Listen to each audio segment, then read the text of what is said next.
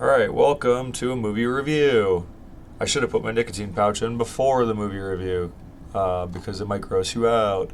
But yeah, just saw Bugonia. I actually saw Bugonia and him recently. Not in the theater, unfortunately. But pretty good movie. Not like groundbreaking or anything, and there's aspects of it that kind of annoyed me. But overall, I think the acting was really good. The suspense was good. It had like a little bit of comedy in it. Um, I like the cover art here. I think Emma Stone did a good job. I think Jesse Plemons did a really good job.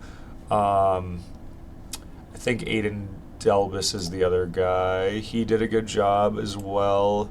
Pretty touching scene in the movie with him. Spoilers, like always. So spoilers. If you know anything revealed, I'm gonna have to talk about the plot a little bit. So, thoughts on the movie? What's it rated for me? Okay, so I see a 3.9 here. That's about an 8 out of 10. Do I think it's an 8 out of 10 movie? No. Do I think it's a 6 or 7? Yes. Which one?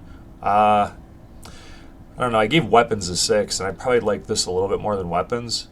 But I don't know if it's necessarily a 7. I'm going to give it a 7, just maybe being generous with the movie. Yeah, we'll give it a 7 for now. A little less than this. Maybe a 6. Maybe a high 6 for me, 6.5 type of movie. Um, let's see. Let's see some reviews. I always like reading some of the reviews. Rating. Newest.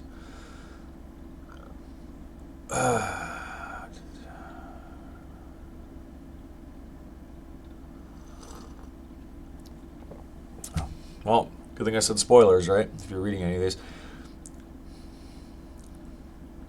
Not sure what this says about me, but this is everything I could want in a movie. Okay, this is what happens when men go on our nofap and think they are spiritually enlightened. Um, maybe, yeah, maybe. But then again, the movie had that. I would argue kind of an annoying twist.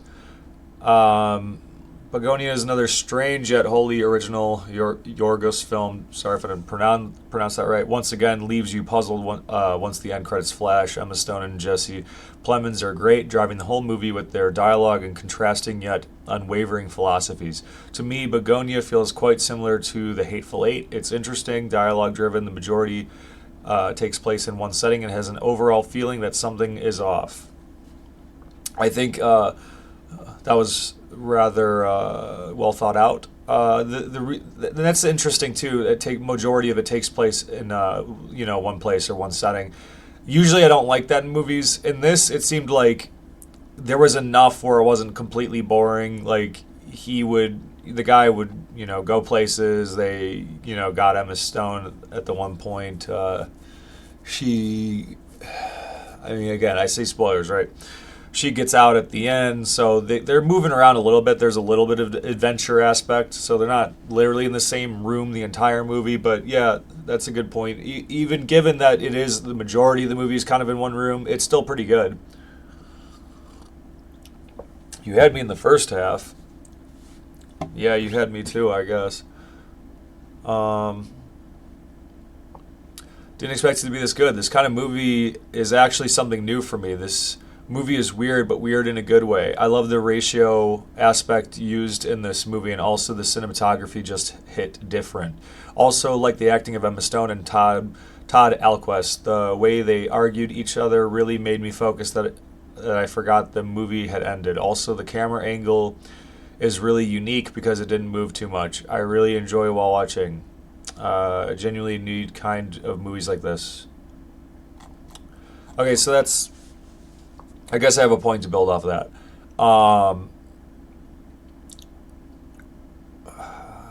Didn't expect it. Okay, so.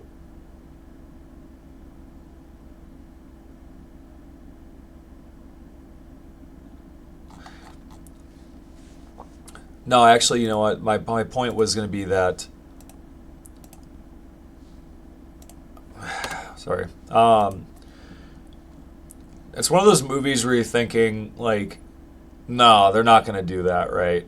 They're going through this movie. Clearly, Jesse Plemons is made to look like an unhinged, schizoid, schizophrenic meth head, disheveled. He's unshowered. His facial hair is not groomed very well. His clothes are dirty. They by all means, all intents and purposes, the director or the writer, whatever, the director, writer, etc., want you to go, this guy's unhinged, right? So, and that said,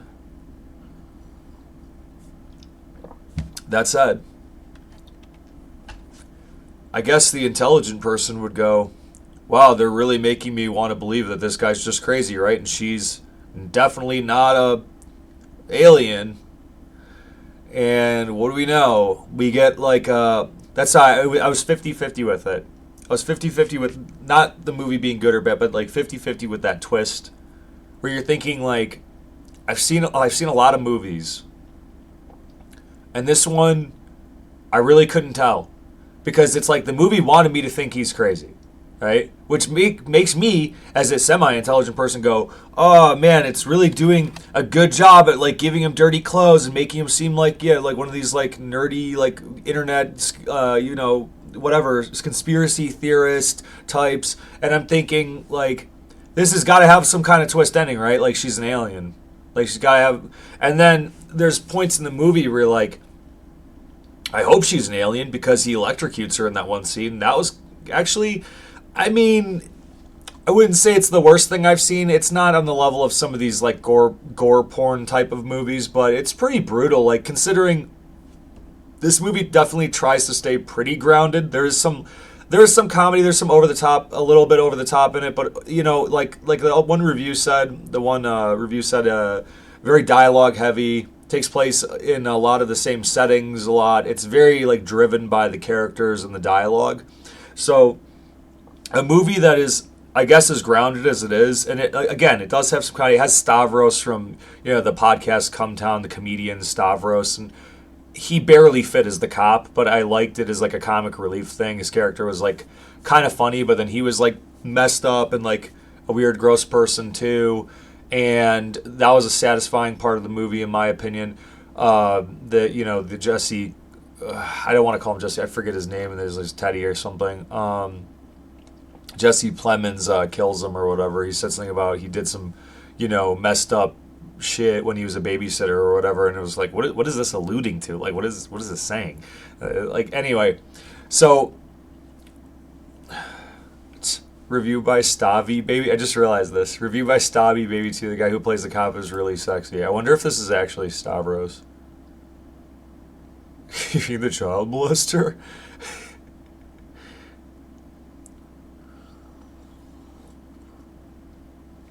The amount of people in this comments who don't know this review is from the guy who played the cop is fucking hilarious. Yeah, that's what I'm saying. Like, this is the most liked review, right? Stavi Baby, the guy who plays the cop is really sexy. What guys do instead of therapy. Can't disagree with that. Indescribably perfect use of Chapel Rowan's Good Luck Babe. I don't know if I pronounced that right. You can also shave my head, Teddy. Despairing and nihilistic, but ends in a way where you feel a sense of relief. Very interesting stuff from Lanthimos. Plemons and Stone have maybe never been better. Sense of relief. So yeah, not to get too sidetracked. Sense of relief. So there's a pretty brutal scene, given the context, the groundedness of the movie, which some may argue it's not grounded at all, but the characters felt like real people to me.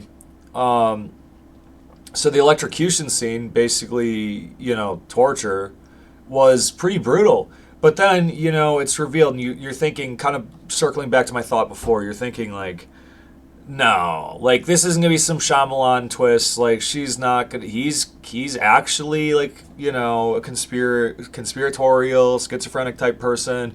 So there's no way, right? But then I'm like, then you do think, like, it is a movie, though.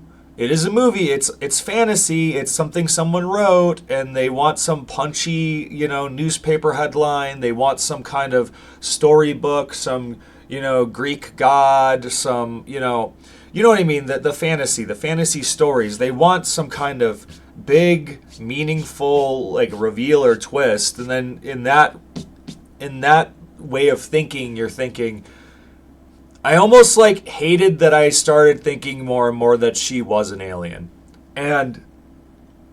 But it was relieving given the not that you should electrocute aliens, but that scene was particularly brutal thinking she was a normal human being and not an alien that could withstand electricity or whatever. But and then I just think like and it really comes down as soon as she actually gets out at one point. She's like locked in this basement. They cut her hair off because the alien apparently communicates through hair or something, like a radio signal. And when she gets out, instead of trying to run out of the house, she's like searching through the basement. She finds like this extra room in this computer. He's doing like research. There's like stuff in jars. Like there's like a head in a jar and stuff. And she looks horrified. So it's still kind of like plausible that, oh, she might be like a person discovering this, and she looks like, but she's too like investigatory in that scene where you're like, no, like, well, not you, maybe you're smarter than me and just said, no, she's definitely an alien. But again, I really don't think logic decides if she's an alien or not. Like, I think it's a coin flip. It's whatever the director wanted to do, or the writer or director. It really is like, there's no real indication that she's an alien in this movie. I mean, go back, you can say, no, actually. I don't think there's any indication whatsoever that she's actually an alien, other than the fact that it's a movie called Bugonia, and has a weird sci-fi, weird kind of creepy, weird, cover art. And if you had some minor spoilers on something like TikTok or whatever, if you go into this blind, I think it's a real coin flip if she's an alien or not, and I don't think anything in the movie indicates she's an alien. So I'm kind of mixed feelings about that. And yeah, when you start to kind of think like, but again, it's still a coin flip, right? Because like you could be like, this is a movie. This character could be acting irrationally. She could be in shock. She could be acting irrationally. So she starts like almost investigating. Not necessarily, the movie isn't that on the nose with like she's trying to figure something out, which in retrospect she was, because she was an alien.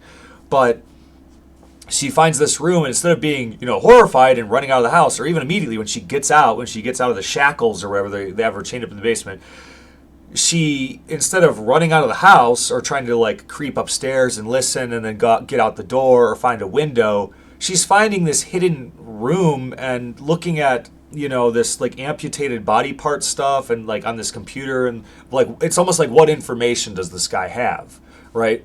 So the end is pretty cool, I guess. I actually thought it was a little cheap, to be honest. And honestly, the ending was probably my least favorite part of the movie. I get that it has the contrast, and people are gonna disagree with that. And let me just try to convince you. You're not gonna be like, here. Let me try to convince that she's an alien intent on destroying planet Earth. Let me try to convince you that the ending's not that good.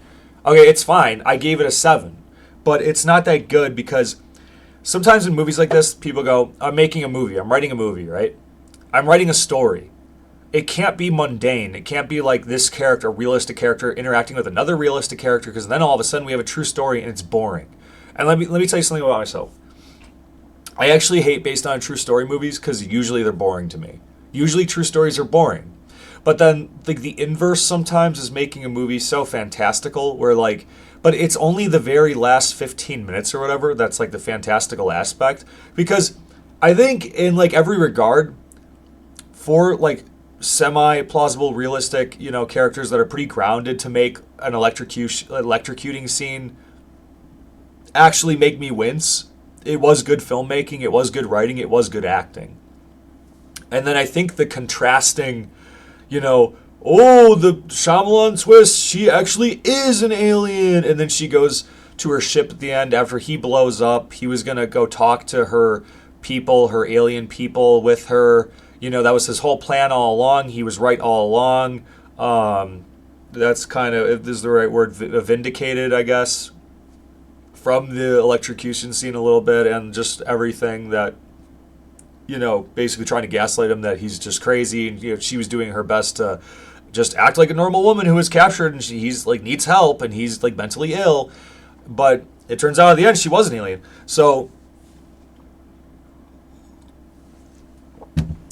he was going to go talk to her, plead his case for the human race or whatever, or I don't know. I don't even know exactly. To save the bees or to save the people or something. He's like a man of the people. He's trying to kind of save the day or whatever because the world is so corrupt and shitty now, basically. Like a basic, what is that called? A basic conspiratorial, but not, you don't have to even be conspiratorial. A general like distrust of government, a general distrust of authority or of power. The malaise of modern society where, your dollar doesn't go as far anymore and you don't even make as many dollars to begin with, right? Like the general, like the world is shitty because it is shittier now. The world is shittier now. For certain types of people, obviously, right? Because the country is basically founded on slavery, if you want to get into all that. So, but in general, I do think the world is shittier now. The divide between the rich and the poor is greater than ever. That's just a statistical fact you can look up. And so every indication is like this guy just went down this conspiratorial. Now he's going to plead his case. Sorry, circling back to the thing I was actually saying. He's going to plead his case. He goes in there. His bomb goes off in the teleporter. She had to punch in a 58 thing on the and even in this scene, the suspension of disbelief in your head thinking, no way she's an alien. There's no way. You could still be thinking that in this scene, right? So she goes to her office.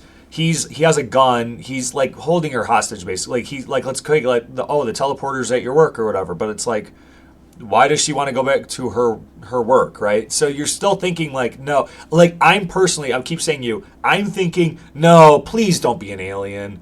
Please don't be an alien. Because just for the sake of the story, I didn't want her to be an alien, to be honest. I just wanted it to be a story about a guy who was a conspiratorial schizophrenic guy who got lost because of his trauma and whatever. Does it absolutely ruin the movie? No. But it's like, okay, so they go to her office. She has to type in the 58. It's like comical. She has to type in the 58-digit code, and she's like, okay, hold on, I can't remember. I do this memory trick. And she's like, you gotta stop talking to me when I do this. Okay, you go first. He's like, good idea. If you go first, I don't want you to like get help before or like be ready for me when I go on the ship. So he goes first. He has a bomb strapped on his chest, and it goes off. We don't know exactly. The later explanation when she was in the ambulance is some kind of friction. Homemade bombs go off sometimes, so it was sheer coincidence that the bomb went off when he was in the closet, right? She gets out. We still don't know if she's an alien, right? So later on, she's in the ambulance. She jumps out of the ambulance. Very suspicious. She's like, you're going to be fine. She's like, yeah, I know. Like, I'm talking. I'm good. Or whatever. And then she, like, kind of, not jumps out like a superhero, but she, like, gets out of the ambulance. Like, she's pressing issue. She you know what I mean? She's manically trying to do something almost. She goes back to her office. There's like cops on the scene. They're like, you can't go in there. She's like, no, I just forgot something real quick. And then she like closes the door real quick. She like grabs the calculator, and then at this point you're like, no. Again, when I say you, I mean me. You the viewer who agrees with me. And at this point, absolutely, I already was fairly convinced by this point, but at this point you know, and it hits you, and you're like, oh no, she's gonna teleport.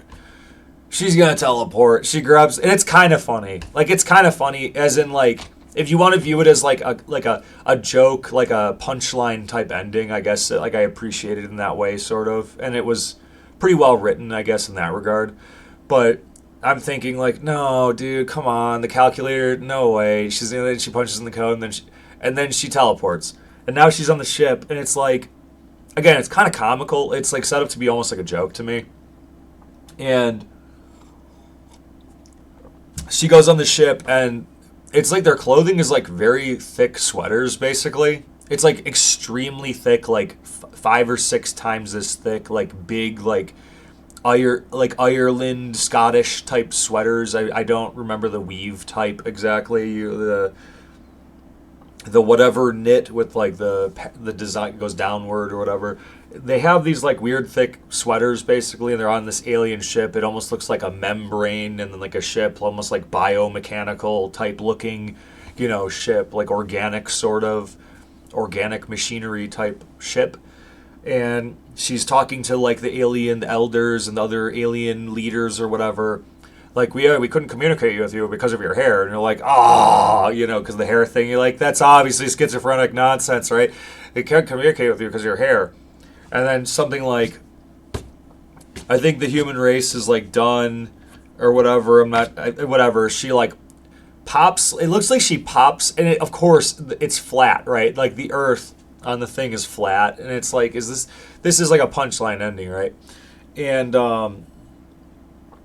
I don't know.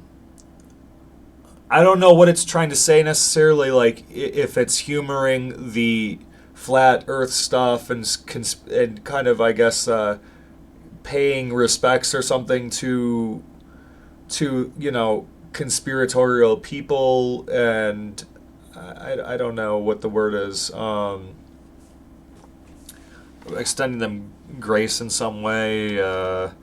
But it's kind of like, what would you rather be? Like the world's just like a corrupt place, or actually it is aliens, but the aliens can also end you at any moment. So like the ending was, she basically takes this like rod thing, this spiky rod thing, and she like pops the flat Earth atmosphere. It looks like the atmosphere, but I think if the atmosphere is popped, everything would die. So all the people just die. You still hear birds and you see bees. But then the final like hard hitting scene or punchline, whatever you want to consider it as, scene is, it's just showing all these people are dead. Like it shows like an airport and the people are dead. It shows like an office building, all the people are just slumped over their desks. They're all dead. All the people are dead. And then you hear the bees, and then you see the birds, the nice sound, and the people are gone. The people have ruined themselves. Basically, that's the whole point. They're corrupt. They ruin themselves. They kill themselves. They destroy themselves essentially. The aliens technically destroyed them in the end, but I think the whole point is like, it's a failed experiment from these aliens. It was kind of like the people are like an experiment. They were an evolution of da da da da, and they were here first. And it's almost like the Prometheus, the Alien series. Like we were planted here from another. Like the aliens are sort of in a way our gods, and they kind of were the start of the people, and the people were a failed experiment, so they killed them in the end. The ending scene, again, it wants to be impactful. The contrasty twist ending, the Shyamalan twist ending, and it had to be really, again, I'm going to say the word contrast too much. It had to be very contrasting, like, okay, and that's like dramatic, and all the people are dead, and it's just quiet, and it's like peaceful. It's like dramatic, but it's like peaceful, quiet, and the people are like dead, and it's like Bugonia, like what is that, the A24 film or whatever, that kind of thing, like the like artsy kind of like horror, the like let's do something different kind of horror. But I'd almost argue this isn't really doing anything different. This reminds me of kind of sometimes like pretty on the nose. Like it really reminded me a lot of the allegorical type movies, like Killing of a Sacred Deer or something. I know the story's not exactly the same, but this movie did seem very like allegorical, even though I don't know if it necessarily was. You'd have to read commentary from the writer or the director or whatever. But yeah, I have mixed feelings about the ending. Would it make it better or worse if she wasn't an alien? I'm kind of glad she was an alien. I just wish the ending was like a little different. Or I wish like when she was an alien, the reveal, that was a higher percentage of the film. I'm not saying, I don't want to say like 50%, but it would seem like it was just the last whatever. Depending on when you figured it out, it was like the last like 10-ish minutes. And I wish we got a solid 20 or something of like she's an alien, and like it was just kind of goofy like on the ship with the like big sweaters, and they're like, we're the alien people, like they look like normal humans, they look like Inuits or something, like so I don't know, overall pretty good. I think Emma Stone did, like I said, Emma Stone did a good job, Plemons did a good job. I like seeing Stavros the comedian in the film. He barely fit as the cop, but that was also again kind of like the comic relief, sort of like his character was just kind of goofy and like funny, even given the nature of his character and his relation to other characters. I still found him to be kind of like a comic relief character, which is odd, because the movie's really good at being like contrasting, disjointed, of like almost like comic relief, like, and actually grounded drama, suspense, like, so it did a good job at kind of playing with those two things, sort of, and like flipping them in a way that makes you feel something as a person, right? So pretty good. I will say this is what takes away points for it, though, for me, is that it's not a very good rewatch. This is like, oh, you haven't. This is one of those movies where say, oh, you haven't seen Bugonia, like, and it's been a year from now, and I'm willing to see it again for like a year or 2 years from now, and I go to like a friend or somebody, oh, you haven't seen Bugonia? We should watch it, and then just like, what'd you think? It's like one of those movies like, what'd you think? Like it was pretty good, but I wouldn't want to rewatch it by myself no earlier than like a year. Like I would say probably more than that, to be honest. I would by the time I'd want to watch this again, it'd probably be like 2 years. Anyway, so that was Begonia. Review dragged like always. Just wanted to try to get all the points I was trying to make. And I could be kind of scatterbrained. I should actually just start writing stuff down. But yeah, pretty good film, pretty solid overall. Tell me what you think then if you watch the review. Agree, disagree, etc. Yep, until next time.